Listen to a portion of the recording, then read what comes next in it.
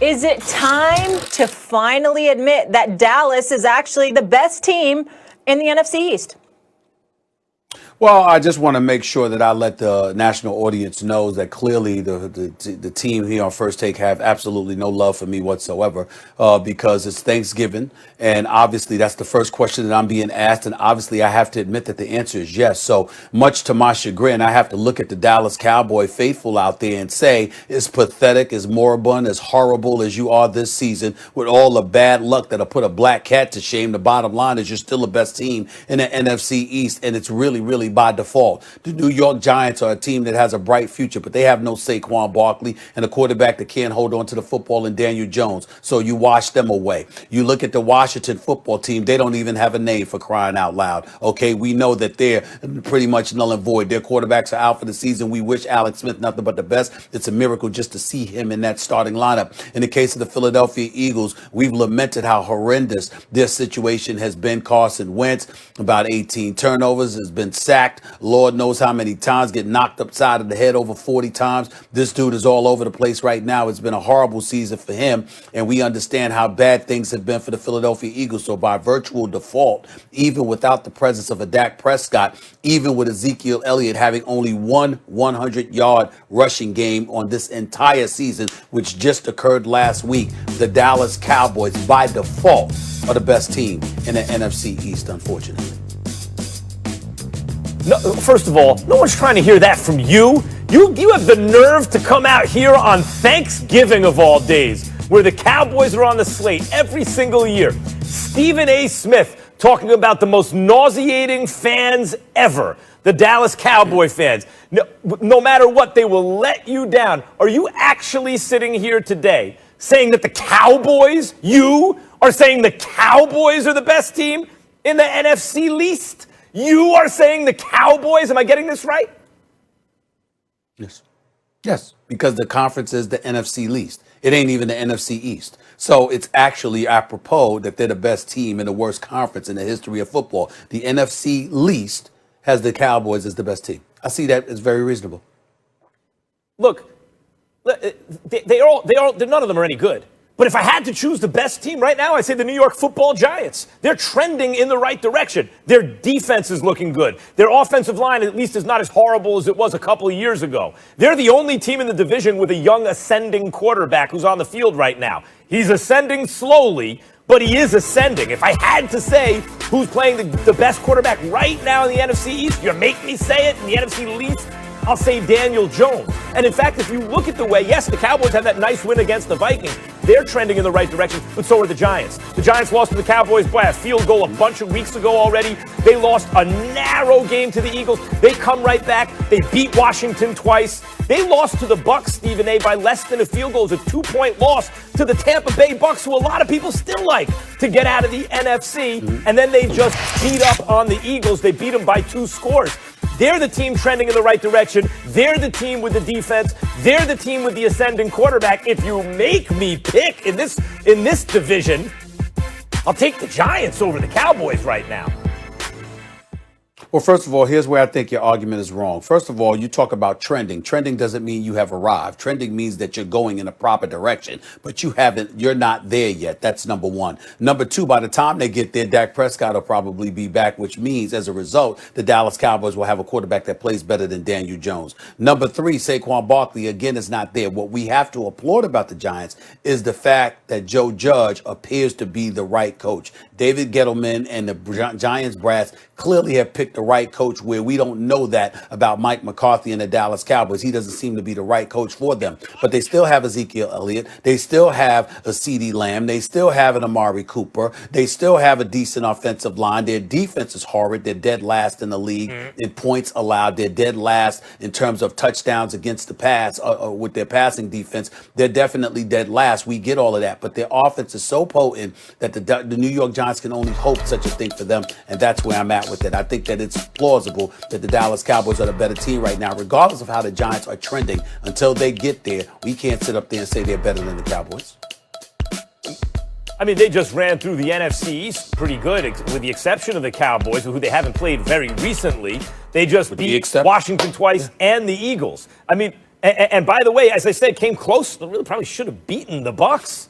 That to me, that's more impressive, I think, than actually beating the Vikings. But you talk about the Dallas offensive line being decent. No, it's not. Not anymore. Not really. The identity of Dallas and the reason we think of them the way we've thought of them in recent years has been the offensive line. They didn't just put a second-round pick in for an offensive third. They spent 4 out of 5 seasons drafting an offensive lineman in the first round. And that was the key to Ezekiel Elliott, as we're now seeing. And everything else, it was their O-line. That's not there anymore. It's gone. And that's not returning, not the way it was. So those Giants, the way you think of them, Cowboys, the way you think of them offensively is gone, right? But the Giants do have a new coach. You mentioned it yourself. And Joe Judge is doing a good job so far. And he has coached them up. And the defense is coming to get you. No, look, we're talking about 3-7 teams right now. We're not, we're splitting hairs among bottom feeders. But among those bottom feeders, the Giants have, right now, you make me pick, they're better than the Cowboys. And furthermore, at least the Giants are my team. You're talking about the Cowboys? We're splitting hairs, and there's not a dime's worth of difference, and your nickel goes to the Cowboys? Well, I think it's important that you remember how I started off the show. I lamented the fact that I had to even broach this subject. I didn't want to talk about the Cowboys, particularly on Thanksgiving. You're talking to an individual that doesn't believe the Dallas Cowboys have earned the right to play on Thanksgiving. I don't think they deserve it. I don't think the Detroit Lions deserve it. But that's a subject that we'll get into a little bit later on in the show. But I think it's important to remember that you sit up there and you want to give yourself a pat on the back and a round of applause because guess what? The Giants beat the Eagles and the Redskins. The Redskins are playing their third-string quarterback. Now, we know that Alex Smith is not a third stringer when he's healthy, but that nasty leg injury that he suffered a couple of years or more than a year and a half ago, we didn't know if he'd ever play football again. So we applauded the fact that he was just on a football field playing. Dwayne Haskins is out. Kyle Allen is out. You look at Antonio Gibson. He's had one 100-yard rushing game this season. Rushed for 128 yards. Actually, a very stellar performance. Who was that one game against? The Dallas Cowboys. And that was the game the Washington football team won 25-3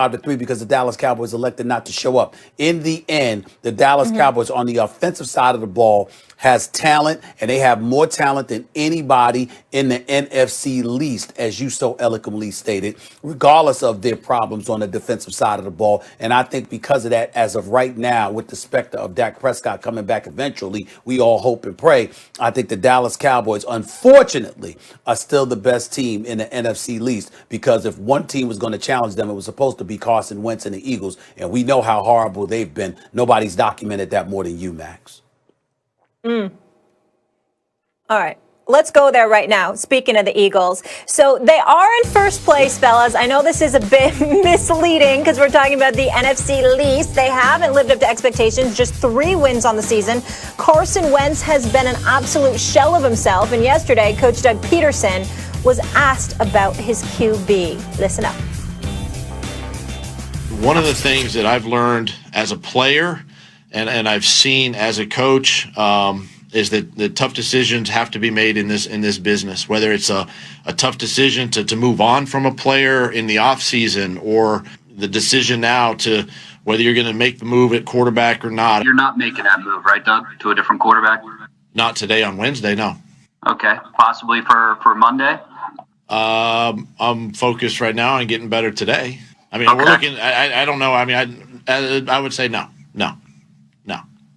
Carson's your starter for Monday? Yes. Max, Thanksgiving's a feel-good holiday. Happens to be my favorite, but I'm forced to ask the difficult questions here on this show called First Take. Should Philly bench Carson? They should have benched him, a month ago or 3 weeks ago when I first brought it up. It doesn't matter anymore, just to hold him accountable. I don't think it matters anymore. But the bigger thing for me is that was shocking sound from the presser, I think. I don't think Doug Peterson has the power to bench him unilaterally. I don't think he can make that decision. And he was asked the other day, does he have the autonomy to do it? And he avoided the question, right? He was evasive. He didn't answer it directly. So it felt to me at this presser like he came out and either like he got a message that he's supposed to send that, yes, he can make the decision. And either he feels like, I really can't, or he's been told explicitly he can't. That's how it sounds to me. I mean, he came out there first and said, he starts talking about organizational changes, moving on from a quarterback. And then he moves on to, as of now, Wednesday. This was yesterday. As of Wednesday, he's the starter. Wednesday? Well, hold up. Is he going to be the starter on Monday? And he equivocates, and finally he squeaks out yes. Listen to this again. Listen to the end part again. You're not making that move, right, Doug, to a different quarterback? Not today on Wednesday, no. Okay, possibly for Monday? I'm focused right now on getting better today. I mean, Okay. we're looking. I don't know. I mean, I would say no. Carson's your starter for Monday? Yes. Say it with your chest, coach. Say it with your chest. Carson, your starter on Monday? Yes. Mike Tomlin, we ask him that question. Yes, this guy's starter. Peterson, yeah. That is a guy, Stephen A., who sounds to me like he does not have the autonomy to bench the quarterback. And that sounds like a coach who's thinking about his job, who's scared for his job, who doesn't know if he has the power to do what he needs to do as a coach. I think you're reaching. And the reason why I think you're reaching, Max, is because of a couple of things. I'm going to defer to a quote that Doug Peterson made. I don't need to call it up or whatever because I think the audience would rather hear me speak than him. But I will tell you this. He did say, quote, in terms of Carson, what he said, we are conceding to losing. I'm paraphrasing here. He said, basically, you're throwing away the season. Max, that is an indictment against Jalen Hurts. Jalen Hurts has thrown 2 professional passes in the National Football League. Jalen Hurts was at the University of Alabama playing in a national championship game and had one of the most horrendous first half performances that we had seen. He got benched for Tua Tagovailoa, and that obviously put Tua on the map because he ultimately brought Alabama back and they won a national championship against Georgia. We understand that. He had to transfer to Oklahoma, and even though he had a stellar season, primarily it's due to his running ability because when you watch him throw the football, it's been a challenge. You can't replace Carson Wentz with a dude that struggled to throw the football in college and has only 2 professional quarterback throws in the National Football League. Eventually, I think that Jalen Hurts is a stud athlete, so eventually I think he'll improve his throwing ability, and as a result, he'll get his opportunity. But it certainly can't be now, and that's really what this is about, which brings me back to Peterson.